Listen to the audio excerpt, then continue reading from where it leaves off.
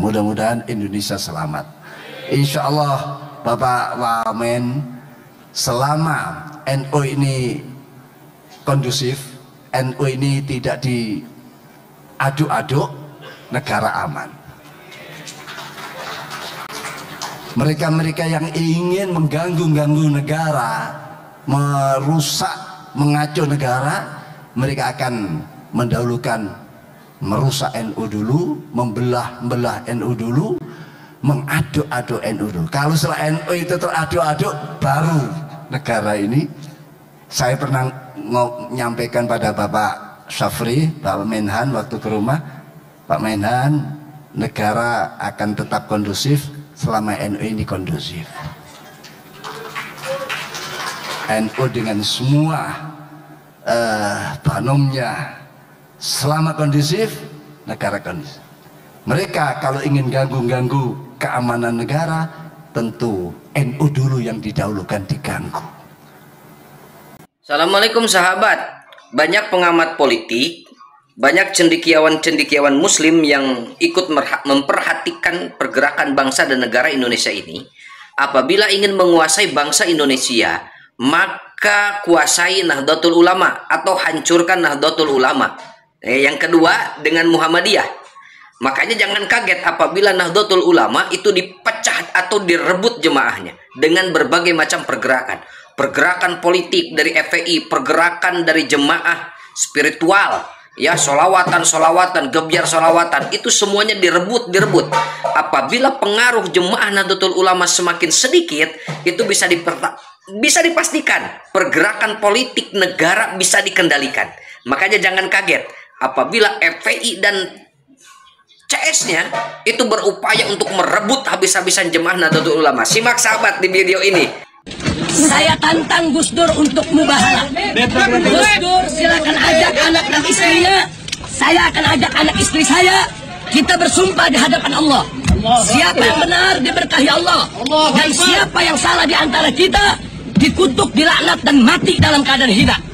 Jadi saya tantang Gus Dur untuk mubahalah. Ayo, kalau memang Gus Dur berani merasa dirinya benar, mari kita mubahalah.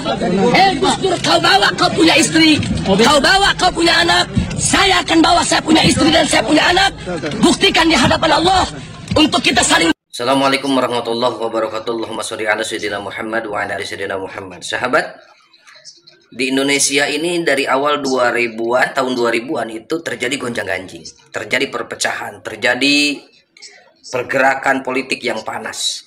Ini awal mulanya dari mana sahabat? Awal mulanya setelah berdirinya FPI. Ya, ini mari kita bongkar sahabat. Kenapa ini perlu dibongkar? Saya sebagai mantan muhibin, nah buktinya tuh, ada PC-nya tuh. Banyaklah di video-video sebelumnya saya bisa dibuka. Dan ini pernyataan saya ini boleh dibantah silakan. Ini sahabat. Kenapa Guru Gembul salah satunya dan termasuk dalam channel-channel yang lain sering membongkar awal mula perpecahan dan terjadi gesekan antara sesama umat Islam di Indonesia. Ini awal mulanya karena adanya FPI. Oke, kita ngebahas tentang Nahdlatul Ulama aja nih. NU. Rizik Syihab itu mendirikan FPI. Ya, berawal dari Pam Swakarsa. Jemaahnya, pengikutnya, muhibinnya FPI, ya, itu dari Nahdlatul Ulama. Di seluruh pelosok negeri, cabang-cabang dari seluruh FPI itu semuanya pengikutnya dari Nahdlatul Ulama. Ya, sampai dengan detik ini kurang lebih 25 tahun akhirnya menjadi gelombang yang sangat besar karena ada pembiaran ya dari pengurus besar Nahdlatul Ulama. Puncaknya setelah dibubarkan di saat kepemimpinan Presiden Joko Widodo. Nah, mulai itu ada pergerakan, ya, semakin memuncak di saat Kiai Imaduddin, ulama dari Banten, membuka tabir rahasia. Ya, ternyata mereka selama ini mengklaim sebagai durian Nabi, terbantahkan, tertolak, mungkote, jiddan selamanya. Karena sesuai ilmiah, ya, sesuai dengan catatan kitab-kitab sejarah, kitab-kitab nasab, tidak ditemukan ya, secara valid, secara konkret, ya, dari leluhur mereka memang benar-benar tersambung, ternyata tidak tersambung. Ya, kembali lagi sahabat, tentang gesekan yang ada di negeri ini, ya. Jemaah Nahdlatul Ulama selama ini diambil, ya, dari berbagai macam pergerakan, dari pergerakan amar ma'ruf nahi munkar yang dipakai oleh FPI. Akhirnya jemaah Nahdlatul Ulama yang secara kultural berbondong-bondong, ya, masuk kepada FPI. Kenapa mereka berbondong-bondong? Karena dari secara amaliyah yang dilakukan oleh FPI memang sama betul dengan apa yang dilakukan oleh Nahdlatul Ulama. Mereka suka sholawatan, mereka suka ziarah kubur, mereka suka tawasul, ya, mereka suka manakiban, mereka juga suka rajaban, muludan, dan lain-lain, itu sama persis. Tapi NU kultural itu tidak sadar, tidak sempurna menjadi Nahdlatul Ulama apabila fikroh dan harokahnya tidak sesuai dengan Nahdlatul Ulama. Dan ternyata, ya, yang telah masuk sekian lama terdoktrinlah. Jadi mereka tidak sadar, tetap dalam hal amaliyah dimanapun mereka mengakui NU amaliyah apa? Kamu amaliyahnya apa? Di masjid amaliyahnya pasti mengatakan itu NU, bukan amaliyah FPI. Berarti secara tidak langsung mereka mengakui bahwa mereka itu amaliyahnya memang Nahdlatul Ulama. Tapi dalam hal fikroh, dalam hal pemikiran, harokah, pergerakan, ya, mereka tidak Nahdlatul Ulama. Karena Nahdlatul Ulama itu pasti harus tasamuh, tawasud, tawazun, ya, tidak condong kanan, tidak condong kiri, harus bijak. Memang sulit untuk bijak kalau literasinya kurang. Kembali lagi sahabat, jadi akar permasalahannya yang perlu digarisbawahi, PBNU, pengurus besar Nahdlatul Ulama di pusat, memang harus mengeluarkan instruksi. Memang ada semacam pergerakan untuk perebutan, ya, jamaah Nahdlatul Ulama lewat pergerakan fikroh dan harokah, ya.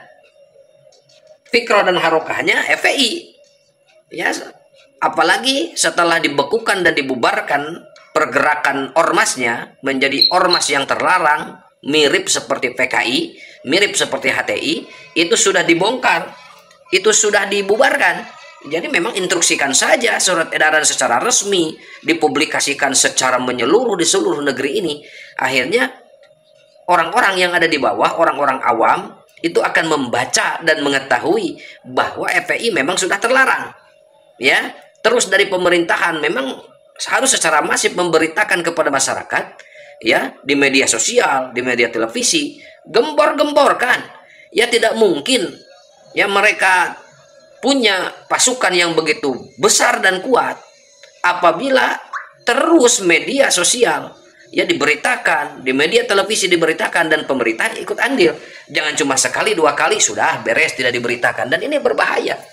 Dan meskipun sudah dibubarkan, mereka tetapkan membangun lagi, membuat lagi pergerakan dengan nama yang sama meskipun arti yang berbeda. Yang awalnya FPI, Front Pembela Islam, kan istilah yang sama, ya, FPI juga, tapi Front Persaudaraan Islam, tapi kan dalam hal pergerakannya tetap aja sama, merugikan dan membuat gaduh di masyarakat, membuat terus adu domba di masyarakat, menghujat dan menyerang pemerintahan. Dan itu yang terjadi sama-sama saja, meskipun artinya yang berbeda, ya, tetap orangnya orang-orang sama.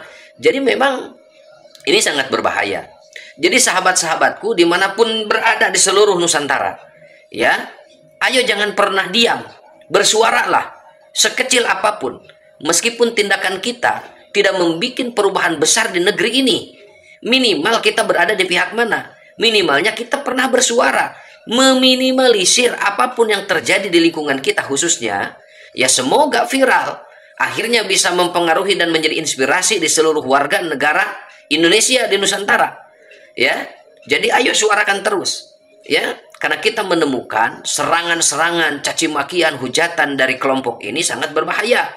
Karena muhibin selama ini selalu dicekoki dengan informasi-informasi yang keliru, dengan hoax, dengan tidak seimbang. Ya, akhirnya karena sudah di branding menjadi duriah Nabi, apapun yang dibicarakan, apapun yang disampaikan, ya dianggap benar. Dan ini bahaya. Jadi pemerintah pun harus turun tangan. Bapak Prabowo, ya, melalui Pak Muhaimin Iskandar sudah memberikan bocoran. Pak Prabowo pun sudah mulai tidak percaya dengan Habib. Ya, sebagai durian Nabi, apalagi data dan fakta kenyataan realita ditemukan, merubah sejarah Indonesia, merubah sejarah NU, membuat kuburan-kuburan palsu sampai 3.000 di seluruh Indonesia telah ditemukan tuh. Ya, 2 tahun yang lalu itu sudah ditemukan. Apalagi sekarang. Tapi alhamdulillah dengan pembentukannya organisasi, meskipun baru nih seumur jagung, PWI-LS memberikan gebrakan yang sangat luar biasa, bela negara, bela bangsa. Meratakan seluruh kuburan-kuburan palsu yang disinyalir itu memang fiktif. Memang tidak ada jasadnya. Meskipun di beberapa tempat itu belum dibereskan. Ya, seperti di sekitar kuburannya Wali Songo. Ya, sudah mulai muncul tuh. Bahkan banyak sekali seperti di Sunan Bonang atau Sunan siapa tuh di Jawa. Masih banyak bertebaran di sekelilingnya tuh. Habib sampai katanya 60 lebih. Masih ada pembiaran. Dan ini memang perlu konsolidasi dengan pengurus yayasan, dengan pengurus duriahnya Wali Songo. Ya, apakah memang betul? Ya, atau memang fiktif? Kalau memang fiktif itu, ya ratakan saja, karena itu sudah menjadi bahan yang sangat berbahaya di kemudian hari, karena bisa merubah sejarah yang ada di wilayah tersebut. Jadi sahabat, perpecahan selama ini, kegaduhan selama ini di Indonesia, saya simpulkan, awal mulanya terjadi gesekan sesama umat Islam khususnya, apalagi umat non-muslim pada umumnya, terjadi kegaduhan, terjadi gesekan yang begitu tajam setelah kemunculannya FPI. Jadi ayolah pada bersuara semuanya. Ya. Jadi apapun bentuk gerakannya, apapun nama baru, istilah baru, organisasi baru, kalau itu saja orangnya yang menggerakkan dan yang mengendalikan, tolak. Negara pun jangan mengizinkan. Kesbangpol termasuk Kemenhumkam, tolak saja. Ya. Ini sangat berbahaya. Karena ini mumpung ini pemerintahan yang sangat luar biasa dari mulai Bapak Jokowi. Ya, sekarang Bapak Prabowo, ini sangat luar biasa, sangat harus hati-hati sebelum mereka menancapkan pengaruhnya di berbagai lini, di pemerintahan, di bidang konstitusi, apapun. Kalau mereka sudah menguasai di parlemen, ya sampai menguasai orang-orang untuk menguasai ya untuk urusan konstitusi, ini susah. Contohnya itu di mana tuh? Oh, di Kalimantan atau di Sulawesi kayaknya ya. Ada nama bandara yang dipakai Sis Al-Jupri. Kan sampai seperti itunya. Kalau dianggap sebagai pahlawan, iyalah boleh. Nggak jadi masalah. Itu kan kebijakan dari pemimpin setempat. Ya, tapi dalam hal sejarah, kewilayahan, bangsa dan negara, nama wilayah itu dipakai itu jauh lebih relevan dan itu jauh lebih luar biasa. Apa yang terjadi apabila mereka sudah menguasai bangsa dan negara ini di berbagai lini? Dan ini sangat berbahaya. Bakal semakin banyak lagi korban. Bakal semakin susah dan berat lagi perjuangan untuk melawan dan mengendalikan mereka. Apabila mereka sudah menguasai di berbagai lini di pemerintahan ini. Makanya, ayo warga, siapapun, dimanapun, bersuaralah. Sekecil apapun tindakan dan pergerakan kita. Ya, minimal keluarga kita sendiri terbebas dari jeratan doktrin mereka. Karena di fakta, ya, realita yang terjadi di lapangan luar biasa, sungguh meresahkan, sungguh membahayakan. Ya, datang ke sana kemari dengan dalih silaturahmi, ternyata cuma minta duit, ya, membawa ini, membawa itu, menjual sesuatu dengan harga yang tidak normal. Apa yang terjadi? Merugikan kepada masyarakat. Ya, kita doakan pemerintahan ini, ya, di saat Bapak Presiden Prabowo Subianto memimpin sehat terus menjaga bangsa dan negara ini, ya. Dan alhamdulillah informasinya Pak Prabowo pun sudah mulai tidak percaya dengan Habib, ya. Karena ya di sekeliling Pak Prabowo bukan orang-orang yang ecek-ecek, bukan orang-orang biasa, pasti memberikan ya fakta realita yang terjadi di lapangan, ya. Dukung sahabat channel ini, semoga bermanfaat, semoga menjadi pencerahan. Terus kita jangan tinggal diam, ya. Jangan tinggal diam. Apabila kita diam, ingat kata pepatah, kejahatan itu akan mengalahkan kebaikan. Ya, kejahatan yang terorganisir akan mengalahkan kebaikan. Jadi mereka kan sudah sistematik dan masif. Makanya kita jangan pernah tinggal diam. Terus bersuara, ya, gelorakan, suarakan, sebarluaskan biar semakin banyak masyarakat yang terselamatkan. Sekian sahabat, wallahul muwaffiq ila aqwamit thoriq, hadanallahu wa iyyakum ajmain. Wassalamualaikum warahmatullahi wabarakatuh.